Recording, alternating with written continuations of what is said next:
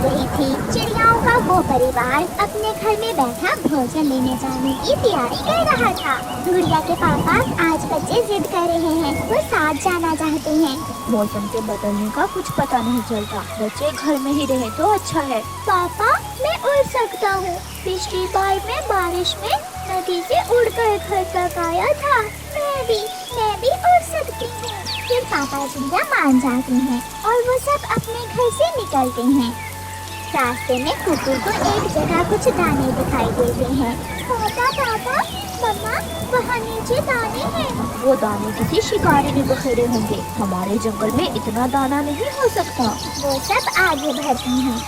वो घने जंगल में जाते हैं। एक सूखे हुए पेड़ के पास कुछ दाने उन्हें मिल जाते हैं। बच्चों, कभी कभी लालच नहीं करना, मेहनत का कोई शॉर्टकट नहीं होता।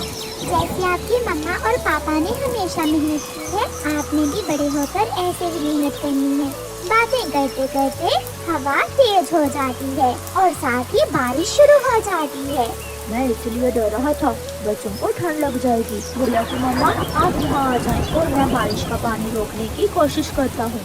फिर पापा चिड़िया पेड़ की ऊपर वाली डाल पर अपने पंख फैलाकर बैठ जाता है। पापा चिड़िया अपने बच्चों को भीगने से बचाने की पूरी कोशिश कर रहा था। तेज हवा से पापा चिड़िया कभी इधर गिरता तो कभी उधर गिरता, मगर उसे किसी भी तरह अपने बच्चों को सुरक्षित रखना था। काफी देर बारिश होने के बाद बारिश रुक जाती है।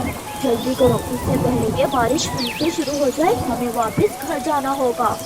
वो सब तेजी से उड़ते हैं। जब वो वापस आते हैं तो एक नई समस्या उनका इंतजार कर रही थी। उनका घर पूरी तरह टूट चुका था। मम्मा चिड़िया रोने लग जाती है।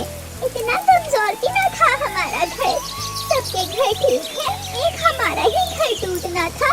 ऐसे मौका पर घबराने की बजाय हिम्मत और हौसले से काम लेते हैं। मैं अभी पीपल के कुछ पत्ते लेकर आता हूँ और हम आज की रात गुजारने का बंदोबस्त कर लेते हैं। पापा अपना ख्याल रखना, जल्दी आना आप।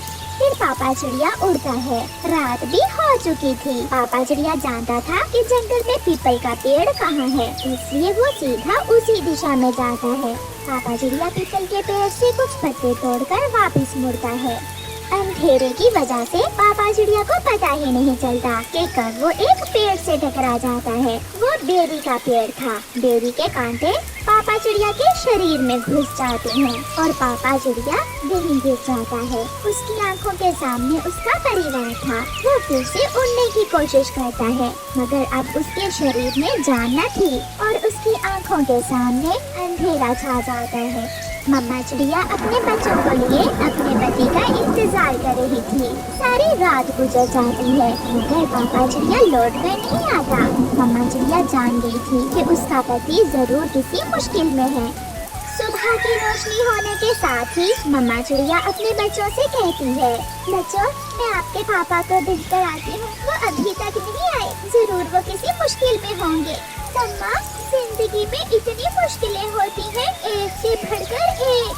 हाँ बेटा, जिंदगी तो गुजारना होती है, दुख हो या सुख, खुशी हो या गम। मम्मा चिड़िया उड़ती है। मम्मा चिड़िया का कलेजा फट जाता है जब वो अपने पति को बेरी के पेड़ में फंसा हुआ देखती है। उसकी चोंच में पीपल के पत्ते थे। ये कैसे हुआ? आप हमें छोड़कर चले गए। अपने बच्चों को सुरक्षित रखने के लिए आप तो पत्ते लेने गए थे। मम्मा चिड़िया रोती रहती है। वो अपने पति की वजह से बहुत दुखी हो गई थी, मगर क्या करती, उसे वापस अपने बच्चों के पास भी तो जाना था। दुखी दिल के साथ मम्मा चिड़िया वापस उड़ती। मम्मा पापा कहाँ है? मम्मा कहाँ है मेरे पापा? बच्चों आपके पापा अब हमारे साथ नहीं रहे। ये सुनकर बच्चे रोने लग जाते हैं। मम्मा चिड़िया अपने बच्चों को साथ लेकर वहाँ से उड़ती है। मम्मा चिड़िया पर अब और भी जिम्मेदारी बढ़ गई थी।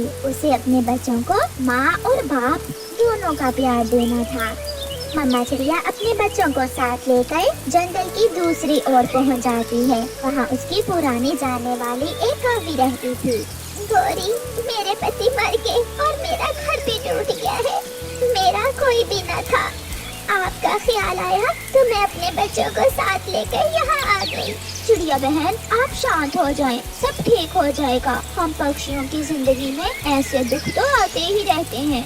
आप जब तक चाहें अपने बच्चों के साथ मेरे घर में रह सकते हैं। फिर मम्मा चिड़िया गौरी कौवी के घर रहने लगती है। ऐसे ही कुछ दिन गुजर जाते हैं। अब मम्मा चिड़िया का दुख भी थोड़ा कम हो गया था। वो अपने बच्चों के लिए घर बनाना चाहती थी। गौरी बहन, मैंने एक पेड़ देखा है, वो सुरक्षित है। मैं वहाँ अपने बच्चों के लिए घर बनाना चाहती हूँ।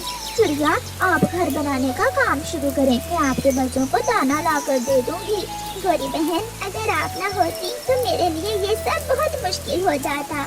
मुश्किल समय में पक्षी ही एक दूसरे के काम आते हैं। फिर मम्मा चिड़िया जंगल जाती है। मम्मा चिड़िया वहाँ से कुछ सूखी लकड़ियाँ जमा करती है।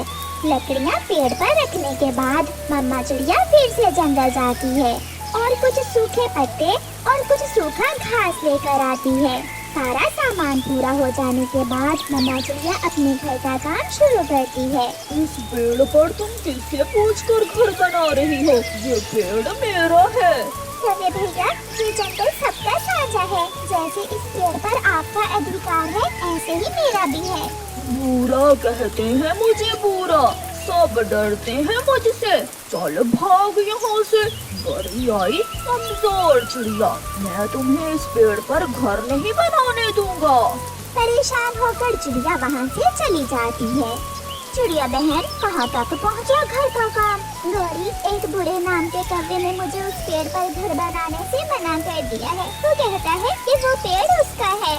चिड़िया, इस जंगल में रहने के लिए हमें ऐसे जालमों से डरने की बजाय उनका मुकाबला करना होता है। चलो मेरे साथ, मैं देखती हूँ उस बूढ़े के बच्चे को। बच्चों, आप घर में ही रहना। फिर गौरी चिड़िया के साथ जाती है। ओए बदसूरत मोटी आंखों वाले कव्वे, सीधे से भाग दो यहाँ से, वरना जानते हो ना मुझे। कौन हो तुम? मुझे गौरी कहते हैं। बुरा कभी हार नहीं मानता। और गौरी को गुस्सा बहुत आता है तुम जैसे बदसूरत पक्षियों पर। ऐसा कहते हुए गौरी बूढ़े पर हमला करती है। वो बूढ़े को मारना शुरू करती है। ये सब देखकर चिड़िया भी बहादुर बन जाती है और वो भी एक पेड़ की शाख तोड़कर गौरी का साथ देती है। बचाओ बचाओ, मुझे बचाओ। बुरा कौवा वहाँ से भाग जाता है। जीने का हक लेने के लिए थोड़ा बहुत मुकाबला करना सीखो चिड़िया। फिर चिड़िया उस पेड़ पर अपना घर बनाकर अपने बच्चों के साथ खुशी खुशी वहाँ रहने लगती है।